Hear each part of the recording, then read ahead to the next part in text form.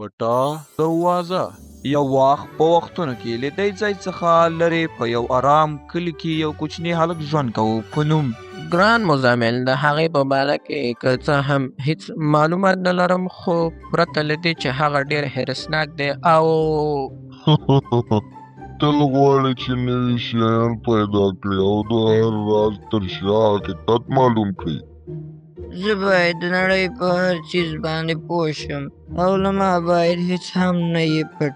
ګرانه مزمله، راځه لوبې نه کوې، بیت دا دی کرکټ نه کوو، وخت به مو تېر شي او ساتیري به وکړو.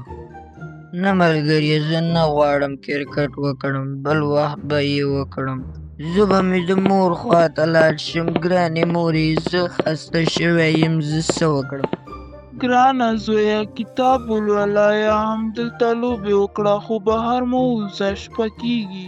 مورې ته ولې هر وخت وایي چې بهر مه وځه؟ ځکه چې شپه کې هر څه عادي نه وي. ځینې وخت شیان داسې وي چې انسان یې نه ویني، خو هغوی انسان ویني. مورې، دا خو د ویرولو خبرې دي. زویه، که ټوکې هم وي، احتیاط ضروري دی. مزمل د مور لخوا لاړ او په کور کې ګرځېدو. زه به څه وکړم؟ او هغه ځای ته به لاړ شم چې ډېر ناشنا او ښایسته ځای دی. نو له همدې سره مزمل د مور خبره ونه منله او بهر ووت او د خپل کور کډوالي ته لاړ. اوه، دا څومره ډارونکی ځای دی. دلته حتمن کوم راز شته دی. زه باید دا راز پیدا کړم. اوه، دا وګوره، جادویي منګی. دا څومره پخوانی ځای دی. دا تر اوسه ما نه و لیدلی. نو په دې وخت کې د مزمل غوږ ته د دروازې ټک ټک راځي. دا غږ د څه و؟ ډېر حیرانونکی و. نو له همدې سره بیا همغه غږ لږ شان زورور راځي. دا غږ خو له دیواله راځي. زه به ورشم چې دا څه شی دی.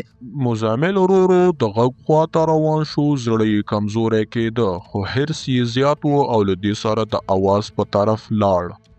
شاید کوم موږک وي یا هم څه بل شی. نو په دې وخت کې مزمل خپل لاس په دیوال باندې ږدي او پټه دروازه ښکاره شي او مزمل حیرانېږي او له ځان سره وایي داسې دي زموږ د کور په کډواله کې داسې دروازه؟ دا عادي دروازه نه وه، دا یوه پټه زړه او حیرانوونکې دروازه وه چې له کلونو کلونو بنده پاتې وه. ای مزمله، تا دا دروازه مخکې نه وه لیدلې؟ مور مې خو هېڅکله دا دروازه راته نه ده ښودلې. دا به کوم راز وي؟ آیا زه یې خلاصه کړم او که نه؟ ای مزمله، د مور خبره دې له یاده ووته چې د شپې به ناشنا شیانو ته نه نږدې کېږي. مور مې وویل چې احتیاط کوه او ناشنا شیانو ته مه نږدې کېږه، خو یوازې یو ځل به یې وګورم، بیا به یې بنده کړم. نو له همدې سره مزمل دروازه خلاصه کړه او یو داسې ځای ته داخل شو چې نه رڼا سمه وه او نه غږونه عادي وو. نو په دې وخت کې یو سوری راښکاره کېږي. آیا دلته څوک شته؟ ولې دلته راغلی یې؟ زه نه پوهېږم، ما یوازې دروازه خلاصه کړه. هر څوک چې دا دروازه خلاصه کړي بېرته نه وځي او تل لپاره به دلته پاتې کېږي. زه باید لاړ شم، ماته مې مور په تمه ده. ته ډېر ناوخته پوه شوې.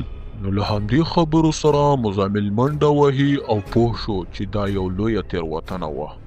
ته نشې تښتېدلی.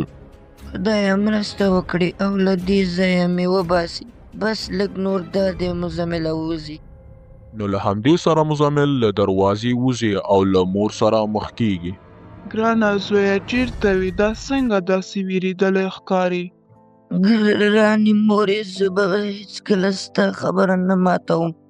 دا څه شوي دي زویه؟ ته خو زیات وېرېدلی ښکاري. ځینې دروازې باید هېڅکله خلاصې نه شي او دا دروازه باید د تل لپاره بنده کړي او نه دې څوک په دې راز پوه شي. نو ګرانو ملګرو، که چېرته حرص زیات شي خطرناک کېږي. د مور او پلار خبره مهمه ده، هر راز د پوهېدو وړ نه وي.